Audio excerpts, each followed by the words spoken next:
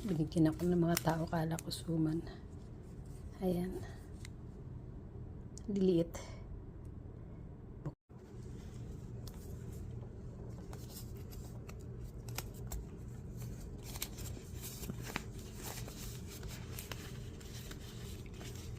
Unang dahon.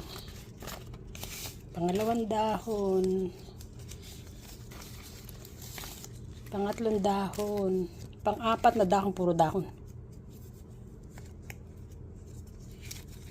Bago ka makakain, pagod ka na sa kakabukas yan. Yan, dahon na naman. Dahon na naman. Eto. Ganyang karami ng dahon ng isang ganito kaliit. Dahon is real.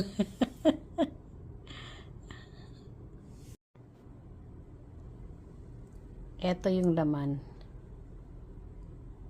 Puro dahon lang.